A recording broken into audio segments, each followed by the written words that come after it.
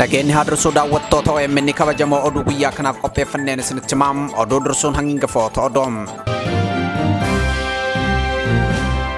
Godina Salaalee aanaa dharraa keessatti hidhaan murtee seeraa malee raawwatamaa jiraachuu fi hidhamtoonni mana murtiitti dhiyaachuu dhabuu maatiin hidhamtoota Oromiyaa miidiyaan neetworkitti himan.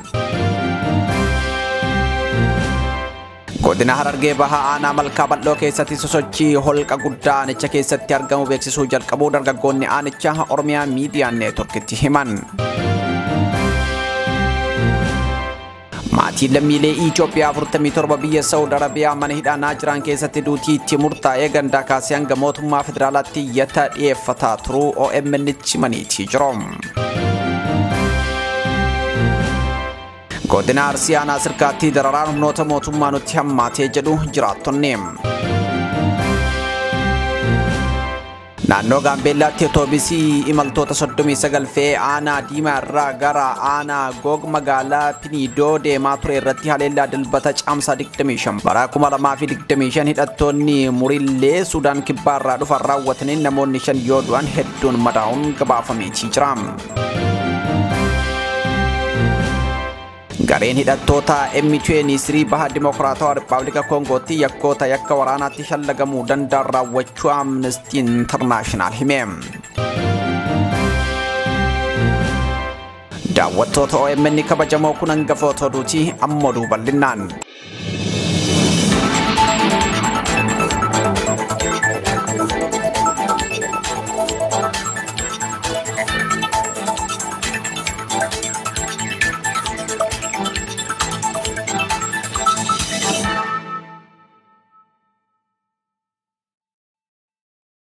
Godina Salaalee aanaa dharraa keessatti hidhaan murtee seeraa malee raawwatamaa jiraachuu fi hidhamtoonni mana murtiitti dhiyaachuu dhabuu maatiin hidhamtoota Oromiyaa miidiyaan neetworkitti himaniitii jiru.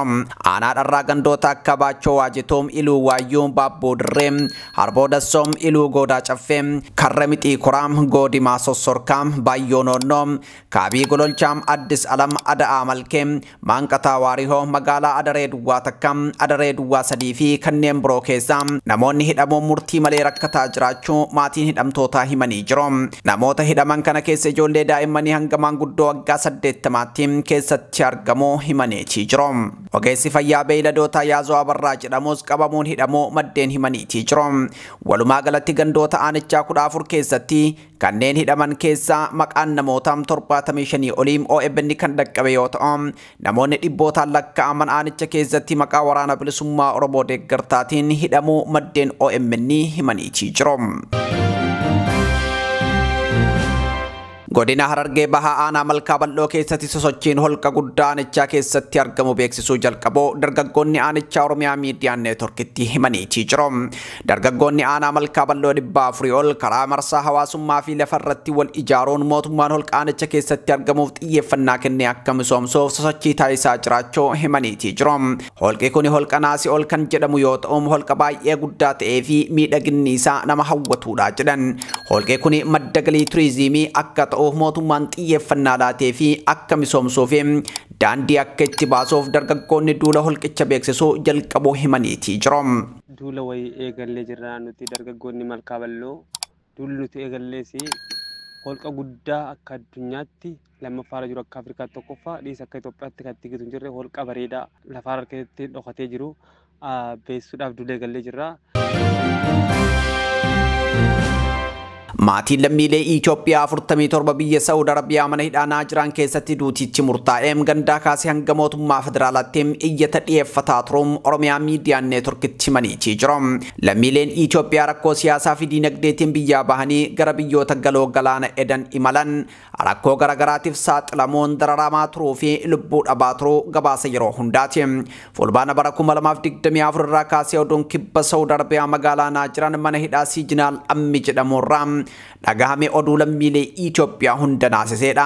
Lammiileen Itoophiyaa 47 daangaa irratti humnoota nageenyaa Saudi Arabiyaatiin baala sammuu namaa hadochuu waliin yeroo garagaraatti qabamanii hidhaman duutiitti murtaa'e.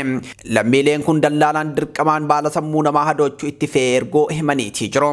Bara 2024 keessa murtiin du'aa irratti murtaa'u hordofee namoonni lama kan maqaan isaanii Muhammad Ahmad Shaqabii fi Abdallah Yusuf Elemoo jedhaman kan dhalootaan Oromiyaa baham Harargee ta'an irratti murteen darbeem gaafa fulbaana 25 bara 2024 irratti raawwatamuun ajjeefamani.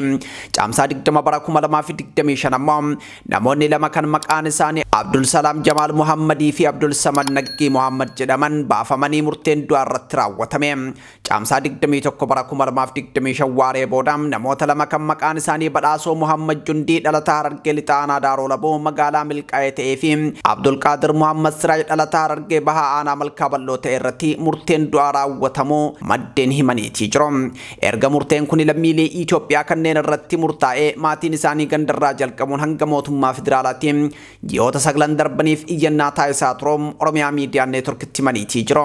Bulchiinsi godina Harargee bahaa deeggarsa maatii hidhamtootaatiif xalayaa waajjira pirezidaantii mootummaa naannoo Oromiyaatiif fulbaana 20 bara 2017 barreesseen lammiilee kanaaf qaamni dhimmi ilaalu furmaata akka laatuuf gaafate.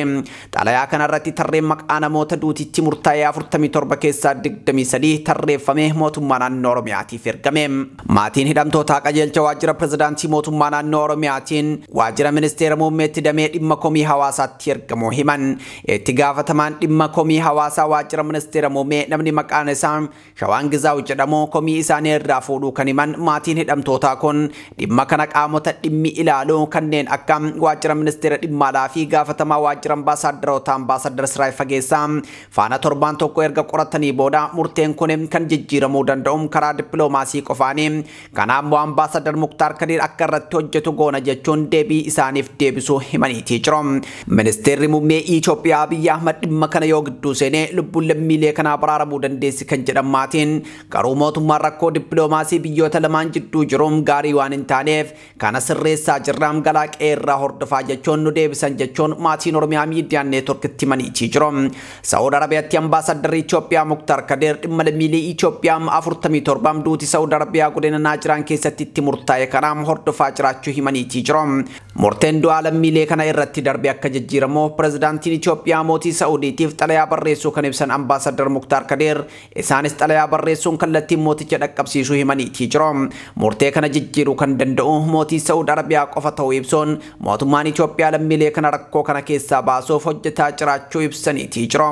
Haa ta'u malee lammiileen kun yeroo gara yerootti mana hidhaa keessaa baafamanii ajjeefamaa jiraachuun gabaasaa turuun keenya ni yaadatama.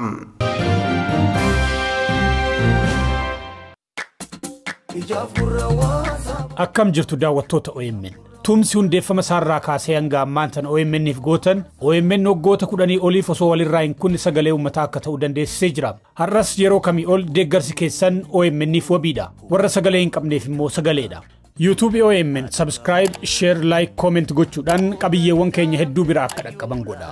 Mallattoo bilbilaa cuqaasuunis qophiiwwan keenya battala tamsaanitti yaadachiisi akka isin bira ga'u tolcha. Mallattoo subscribe jettu cinaa kan jirtu join ishee jettu tana cuqaasuudhaan immoo karaa YouTube keenya OMN maallaqaan deeggara. $1.5 kaasee hanga fedhaa fi humna keessanii gumaachuudhaan super chat fi stiikeroota bitachuun tumsa godha. Yoomillee tumsi keessan hiree OMN kan murteessuu fi wabii fi hamilee uummata keessan dheebuu miidiyaa qabuu akka ta'e hin dagatinaa. Galatooma OMN ijaaf gurra uummataa.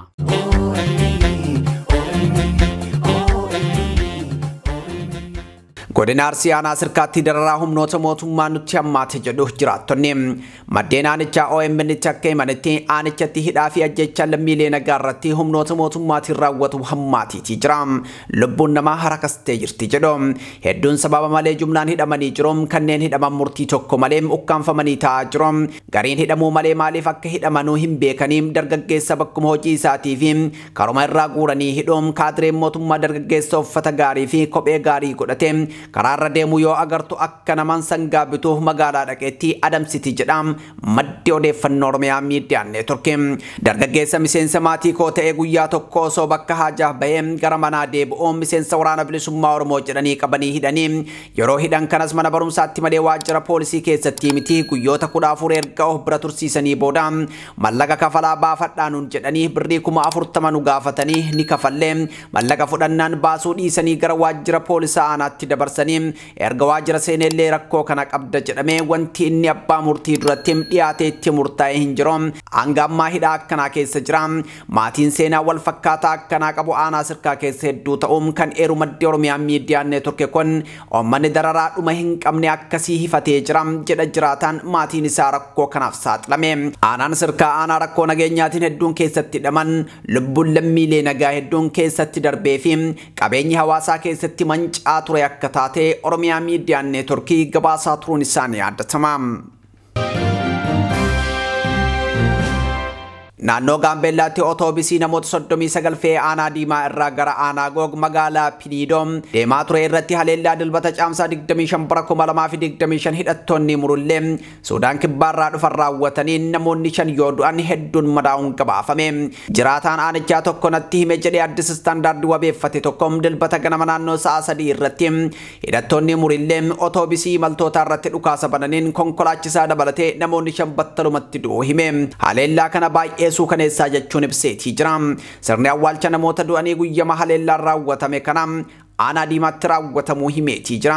Jiraataan aanichaa oduu kana hime tokko otoobisii imaltoota fe'ee nagayaan gara magaalaa Piniidoo imalaa osoo jiru rasaasaan rukutame jechuun haleellaan kun raawwatamuu isaa mirkaneessa. Dhukaasa kana hordofuun konkolaachisaan otoobisii kana battalumatti kan du'e yoo ta'u imaltoota dabalatee walumaa galatti namoonni 5 ol du'aniitii jiru. Namoota haleellaa kanaan lubbuu isaanii dhabaniin alatti imaltoonni hedduun akka madaa'an eeruun namoonni madaa'an kanneen gara hospitaala waliigalaa Gaambeellaa Barmaadoom ganda duwwaa 5 geeffamuun yaala argachaa jiraachuu himeetii jira. Naannoo kanatti keessumaa hidhattoota murillee Suudaan kibbaarraa dhufaniin haleellaan irra deddeebiin akka raawwatamu kan yaadachiisuun jiraataan kun yeroo adda addaatti lubbuun namootaa badaa waan jiruuf mootummaan lamaan irraa furmaanni atattamaa akka kennamu gaafate. Haleellaa kana ilaalchisee ibsa kominikeeshinii poolisii Gaambeellaa caamsaa 26 baaseen otoobisii geejjibaa uummataa diimaa irraa gara Gaambeellaatti imalaa ture dhukaasa irratti banameen lubbuun namaa fi qabeenyaa irratti miidhaan dhaqqabee akka jiru mirkaneesseetii jira. Akka poolisiin ibsetti otoobisii lakkoofsa gabatee 3-1-7 Gaambeellaa ta'ee haleellaa hidhattoota murillee raawwataniin konkolaachisaa dabalatee lubbuun namoota 5 darbeera. Akkasumas namoonni biroo 7 miidhaan cimaa fi salphaan irra gahee yaala argachaa akka jiran beeksiseetii jira. Kana duras haleellaa hidhattoota Suudaan kibbaa irraa dhufaniin naannichatti irra deddeebiin raawwatamaa turuun gabaasichi yaadachiiseetii jira.